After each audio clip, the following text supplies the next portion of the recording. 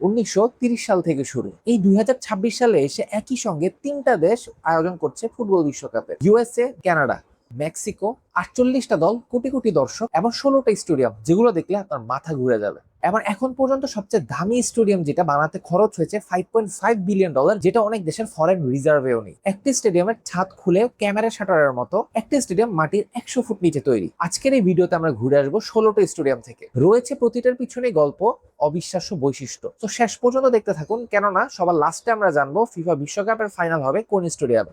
চলুন শুরু করা যায়। প্রথমে চলে আসে মেক্সিকো সিটিতে, সমুদ্রপৃষ্ঠ থেকে 2200 মিটার উঁচুতে। এখানে রয়েছে পৃথিবীতে এমন একটি স্টেডিয়াম যেটা দুইটা বিশ্বকাপ ফাইনাল আয়োজন করেছে। 1966 সালে তৈরি হওয়া কংক্রিটের এই বিশাল দানব, যার ধারণ ক্ষমতা 87,500। এই একই মাঠে 1970 সালে এবং 1986 সালের বিশ্বকাপ ফাইনাল অনুষ্ঠিত হয়েছিল। এবং এই সে বিখ্যাত মাঠ যে মাঠে ম্যারাডোনা করেছিলেন বিখ্যাত হ্যান্ড অফ গড। বর্তমানে 2026 সালে ফিফা বিশ্বকাপের জন্য এই স্টেডিয়ামে চলছে $150 মিলিয়ন সংস্কার, নতুন প্রবেশপথ, উন্নত সুবিধা এবং নতুন শপিং কমপ্লেক্স। এখন চলে যাব এমন একটি স্টেডিয়ামে যেটি দেখতে পাহাড় থেকে উঠে আসা অগ্নেয়গিরির মতো।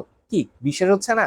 তো চলুন এখনই দেখে ফেলি। মেক্সিকো সিটি থেকে 880 কিলোমিটার পশ্চিমে গুয়াদালাহারা শহর, এখানে রয়েছে এস্তাদিও আকরন। 2010 সালে তৈরি হয়েছিল এই স্টেডিয়ামটি এবং এই স্টেডিয়াম তৈরিতে খরচ হয়েছিল $250 মিলিয়ন এবং এর ধারণ ক্ষমতা 48,000। কিন্তু সবচেয়ে অবাক করার ব্যাপারটা কি জানেন? একটু আগে বললাম না যে পাহাড় থেকে উঠে আসা অগ্নেয়গিরির মতো দেখতে এই স্টেডিয়ামটি? এটাই সবচেয়ে বড় একটা রহস্য এই স্টেডিয়ামের। কারণ কি, স্টেডিয়ামটা তৈরি করা হয়েছে কৃত্রিম সবুজ পাহাড়ের মধ্যে। বাইরে থেকে দেখলে মনে হবে মাটি ফুলে উঠে আসছে একটি অগ্নেয়গিরি। সাদা প্যানেলের বাইরে দেয়ালের আকাশে নীলের সাথে মিলিয়ে অপূর্ব দৃশ্য তৈরি করেছে। এবং ভিতরে থাকা খাড়া আসন বিন্যাস নিশ্চিত করে প্রতিটা কোণা থেকে পরিষ্কার দৃশ্য। এবং 2026 সালের জন্য এই সংস্কার খুবই কম পরিমাণে দরকার। এখন চিন্তা করেন, এমন একটি স্টেডিয়াম যেখানে বসে খেলা দেখলে পেছনে দেখা যায় একটা বিশাল পর্বত, মাত্র 1 কিলোমিটার দূরেই সে পর্বত। এবং সেই স্টেডিয়ামের নাম এস্তাদিও বিবিভিএ। মন্তেরাই শহর মেক্সিকো সিটি থেকে মাত্র 640 কিলোমিটার উত্তরে। 2015 সালে এই স্টেডিয়াম তৈরিতে খরচ হয়েছিল $200 মিলিয়ন এবং এর ধারণ ক্ষমতা 51,000। এই স্টেডিয়ামের পেছনে রয়েছে সেরো দেলাসিয়া পর্বত, মাত্র 1 কিলোমিটার দূরে। মাঠে খেলা দেখার সময় সামনে থাকবে ফুটবল এবং পেছনে পর্বত। এমন অনন্য দৃশ্য পৃথিবীর অন্য কোথাও দেখা গিয়েছে নাকি সন্দেহ। স্টেডিয়ামের শব্দ ব্যবস্থা এই দর্শকের গর্জনকে কয়েক গুণ বাড়িয়ে দিবে। এবং এই যে মেক্সিকো সিটির এই তিনটি স্টেডিয়াম নিয়ে কথা বলেছি, এই তিনটি স্টেডিয়ামই হবে ফিফা বিশ্বকাপের টোটাল 10টি ম্যাচ। এবার মেক্সিকো সিটি থেকে চলে আসি ডাইরেক্ট আমেরিকায়। আমেরিকায় হবে মূল বিশ্বকাপের আয়োজক এবং এখানে টোটাল 11টি স্টেডিয়ামে 60টি ম্যাচ অনুষ্ঠিত হবে। কোয়ার্টার ফাইনাল, সেমিফাইনাল এবং ফাইনাল, এই 3 পর্বের ম্যাচই হবে আমেরিকাতে। তো চলুন আমেরিকার এই 11টি স্টেডিয়াম দেখে নেওয়া যায়। প্রথমে চলে আসে এমন একটি স্টেডিয়ামে যে স্টেডিয়ামে লাইট হাউস আছে। কি বিশ্বাস হচ্ছে না?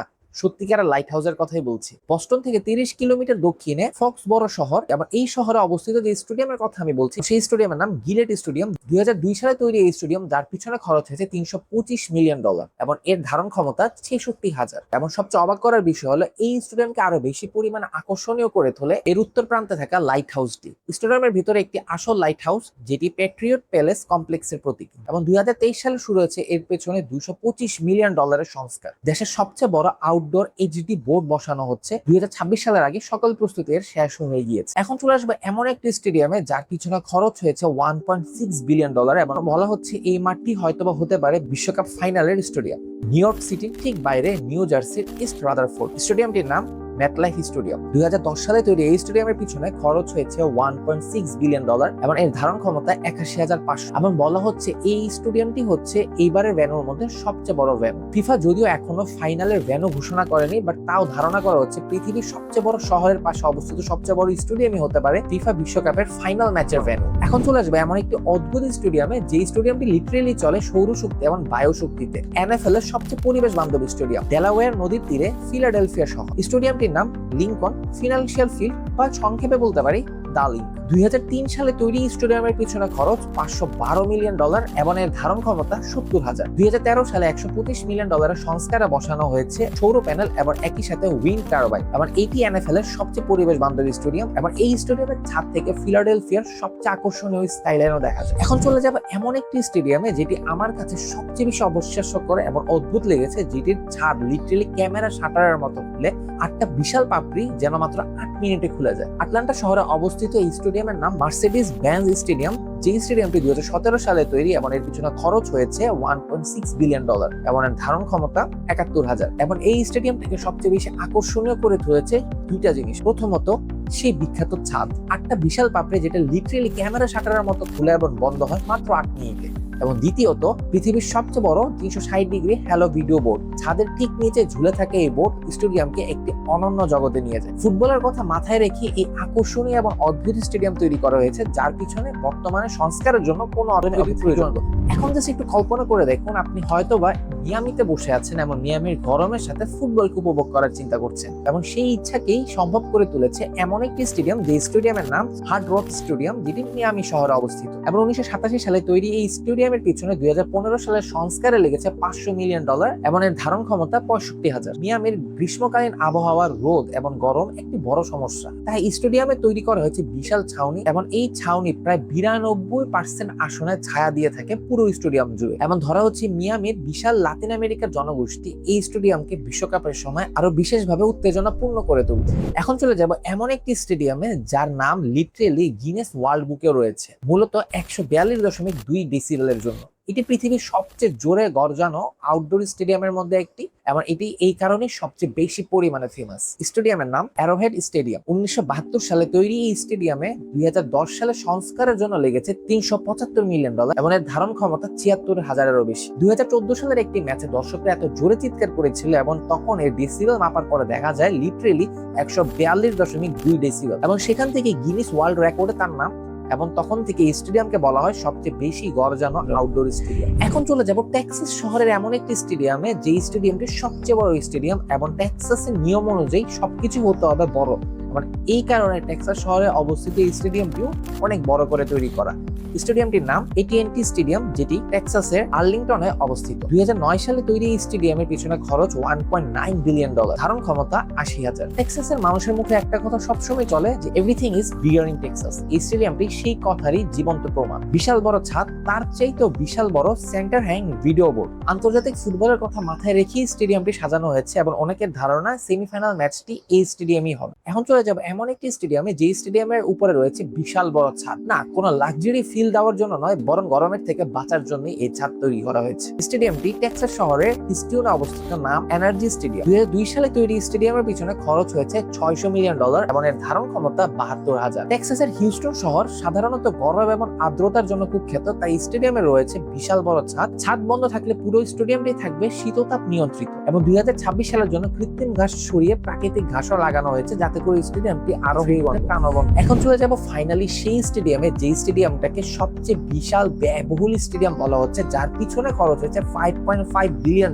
স্টেডিয়ামটি অবস্থিত লস অ্যাঞ্জেলেসে, এবং স্টেডিয়ামটির নাম সোফি স্টেডিয়াম। 2020 সালে তৈরি এই স্টেডিয়াম, খরচ হয়েছে $5.5 বিলিয়ন এবং ধারণ ক্ষমতা 70,000। এই স্টেডিয়ামটির সবচেয়ে বড় অবিশ্বাস্যকর কথা হলো এটি লিটারালি মাটি থেকে 100 ফুট নিচে। স্টেডিয়ামটির 75% অংশ মাটির নিচে, যার ফলে বাইরে থেকে দেখতে অনেক ছোটই মনে হয়। উপরে রয়েছে স্বচ্ছ একটি ছাদ। 2026 সালে মাঠ চড়ার জন্য কিছুটা চ্যালেঞ্জ যদিও রয়েছে, কিন্তু তারপরও এই অদ্ভুত মাঠটি হবে বিশ্বকাপের সবচেয়ে বেশি রোমাঞ্চকর ভেন্যুর মধ্যে একটি। এখন চলে যাব সিলিকন ভ্যালির হৃদয়ে এমন একটি স্টেডিয়ামে, যে স্টেডিয়ামের ছাদে লিটারালি রয়েছে বাগান। স্টেডিয়ামটি সিলিকন ভ্যালির সান্টা ক্লারাতে অবস্থিত, নাম লেভাইস স্টেডিয়াম। 2014 সালে তৈরি এই স্টেডিয়ামের পিছনে খরচ $1.3 বিলিয়ন এবং এর ধারণ ক্ষমতা 68,500। সিলিকন ভ্যালিতে থাকা এই স্টেডিয়ামটি যেন পরিবেশ এবং প্রযুক্তি দুটোটি অদ্ভুত একটি মিশ্রণে তৈরি। ছাদে রয়েছে 27,000 বর্গ ফুটের সবুজ বাগান, সোলার প্যানেল থেকে উৎপাদিত বিদ্যুৎ সব হোম ম্যাচ চালানোর জন্য যথেষ্ট। এবং এই স্টেডিয়ামটি লিটারেলি আন্তর্জাতিক ফুটবল মাঠ হিসেবেই তৈরি করা হয়েছে, যার জন্য এর পিছনে তেমন বেশি পরিমাণে সংস্কারের অর্থ প্রয়োজন।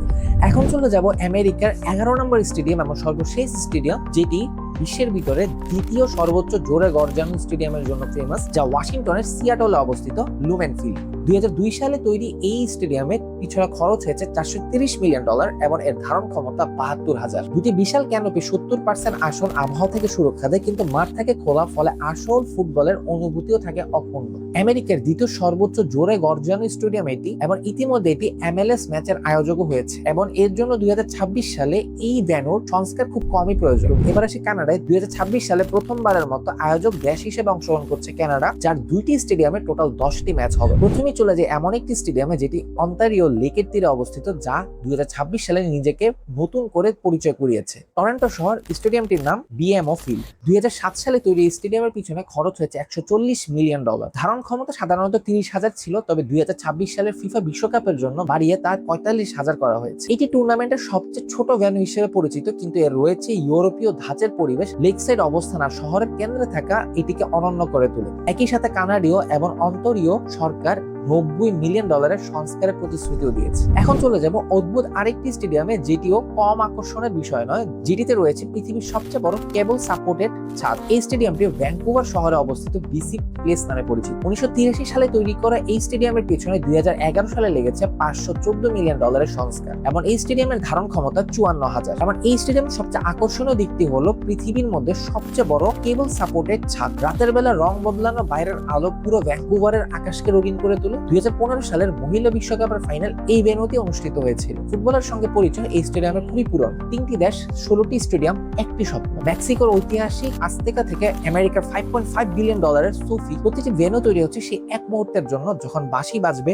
বল গোড়াবে, লক্ষ কণ্ঠ একসঙ্গে চিৎকার করবে। 2026 সালের এই বিশ্বকাপটি শুধুমাত্র একটা নর্মাল বিশ্বকাপ নয়, বরং ফুটবল প্রেমীদের জন্য 4 বছর পরে হওয়া সবচেয়ে বড় ফুটবল। আজকের এই ভিডিওতে যে আলোচনা করা হয়েছে 16টি স্টেডিয়াম, তার মধ্যে সবচেয়ে বেশি পছন্দের আপনার স্টেডিয়াম কোনটা, কোন স্টেডিয়ামে আপনি যেতে চান এবং আপনার ফেভারিট দল কোনটা, সেটা অবশ্যই কমেন্ট করে জানাবেন এই ভিডিওর কমেন্ট বক্সে। এবং একই সাথে এই ভিডিওটা শেয়ার করবেন ফুটবল প্রেমীদের সাথে, যারা ফুটবল নিয়ে অনেক আগ্রহ এবং একই সাথে এই 16টা ভেন্যু সম্পর্কে জানতে চায়। ভিডিওটা ভালো লাগলে অবশ্যই লাইক দিবেন, চ্যানেল সাবস্ক্রাইব করবেন, কারণ কি সামনে হওয়া বিশ্বকাপ নিয়ে নানা রোমাঞ্চকর তথ্য আসবে এই চ্যানেলে। তো দেখা হবে পরবর্তী ভিডিওতে। আল্লাহ হাফিজ।